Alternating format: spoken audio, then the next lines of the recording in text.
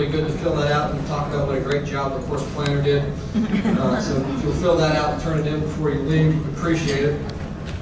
Up at the registration desk where you signed in yesterday, there are forms to fill out if you would like to volunteer for one of the various committees of the bankruptcy section. All of the work of the section is done through the committees. It's a great way to get involved, a great way to meet some of your practitioners across the state. So I would encourage all of you to take a minute to fill out one of those forms and volunteer for the committee of your choice. I'd love to have you. This, of course, is the 33rd Annual Bankruptcy Institute. The 34th Annual Institute will be next year at the Grove Park Inn back in Asheville. That is November 18th and 19th, so mark the calendar now. We hope to see you there next year. Finally, same reminder as always, if you would go ahead and put your cell phone, turn it off, or put it on vibrate. The speakers would greatly appreciate that.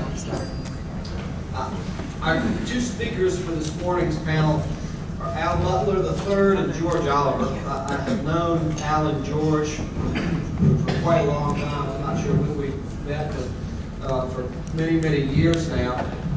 But in reviewing their biographies this morning, I was struck by what I didn't know, and particularly I was struck by the incredible similarities between the two. I was looking at Al's biography, and I realized he not only went to UNC, he's a double Tar Heel, went to both the undergraduate and law school. And sure enough, George Oliver is also a double Tar Heel. I said, well, Al's a Chapter 7 trustee. I've known that. And George is a Chapter 7 trustee. Al works here in Wilmington, at the coast of North Carolina. George works in Newbern, coast of North Carolina. We're actually the same person. We've never been to I mean, you both do debtor work. I mean, both do Chapter 11 work. Both do some consumer work. Both board-certified specialists. Al is dignified and soft-spoken and scholarly, and George, well, he's scholarly. I was wondering about the whole separated at birth thing. So we appreciate Al and George coming to speak with us. There's a third chair there and an extra microphone. I'm not entirely sure. A bottle of water. I'm not entirely sure what that's for, but it's certainly not for me. So we appreciate you guys speaking to us. Thank you, Bill. Everybody here, it's okay? I'm going to check this microphone here, too. Can everybody hear this one? This one on? Bill Jambier called me what seems like a long time ago and asked if I would talk about this topic today at the seminar. And he always wrestled with that because it seems like a good idea at the time. And then there are at least 2 days where you regret doing it. It's the night before the manuscript's due, and it's the night before you speak. And you're up all night, down the third, trying to figure out how you're going to fill the time, particularly because this is an hour and a half. And Bill didn't tell us it was going to be an hour and a half when he asked us to speak. I didn't tell Al. And I don't know, this was maybe a third day where we had a little anxiety. We realized we had to speak for an hour and a half on this topic. And Al and I think this is probably about a 45-minute topic. And so we started asking people if they would be on the panel with us. And we started at the top. We talked to a professor who would be eminently qualified to fill this chair. He was very interested, except he was not available. So we looked further, and I've probably asked most of you throughout the course of the weekend if you would sit here and help us fill an hour and a half on this topic, and so far, nobody's here. The ones that said yes actually said I would, but I'm going to the Carolina State game. And so here we are. We sit for an hour and a half. We had one other panel that was for an hour and a half, and that was Joe Small and Professor Resnick. And between the two of them now, they probably have 75 years of bankruptcy experience. We need about 15 minutes. Yes. Between me and Al, we have about 75 years of years. And so we'll do our best. And we do have we call it the mystery guest. Nobody knows who's going to be in this chair. And that person will be here. It's running a little behind. I would say by 9 o'clock is what we're hoping. So it's about time we're going to run out of steam. And hopefully the mystery guest will help us fill some time. So please bear with us as we talk about head grading and deed trust issues, and particularly bear with us when the mystery guest comes and gives his or her insight. And feel free to jump in if you have experience with any of the issues that we're talking about, or particular insight. We welcome that. So we will. It will also be a good give and take, because I know that George and I certainly would like to see some other fact situations and how they're playing out as well, especially in the other districts, other than the Eastern District. And all these cases we have are from the Eastern District. How many people do we have here that primarily practice in the Middle and Western, by show of hands? It's a lot of you.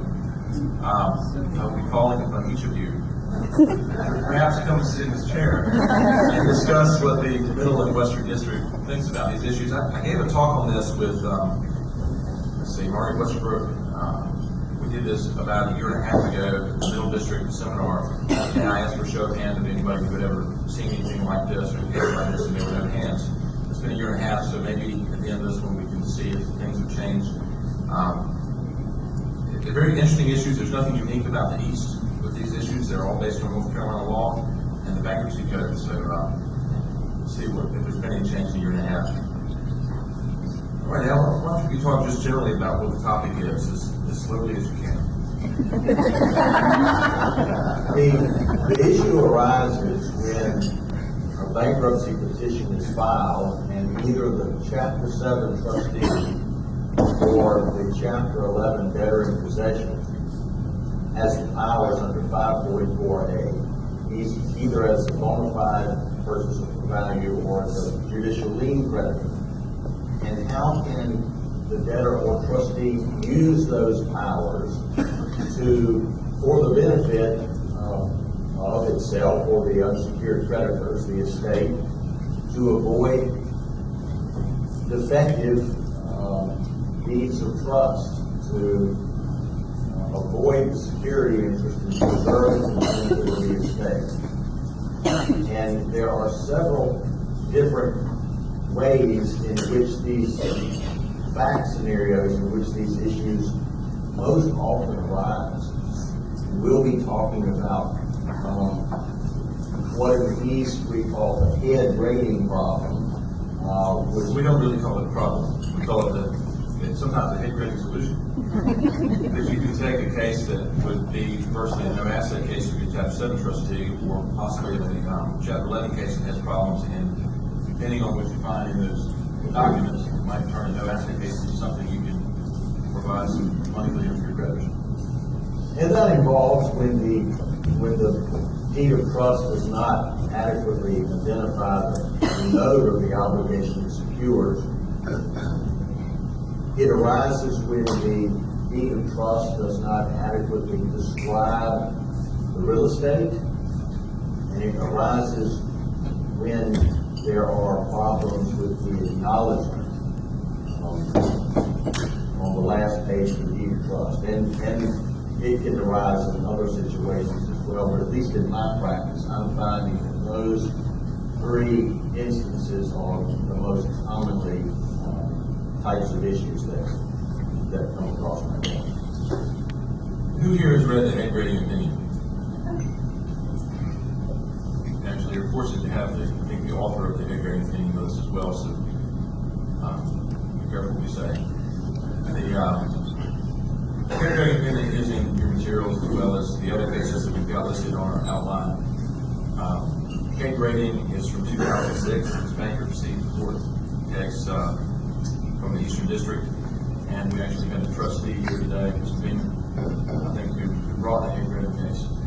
And what you have there is you've got a deed of trust that says it secures a date, a debt of a date. And when you look at that deed of trust, when you look at that promissory note, you see that the deed of trust says it secures a note of even date. The deed of trust date was July 29, 1998, and the problem arose because there was no note dated July 29, 1998.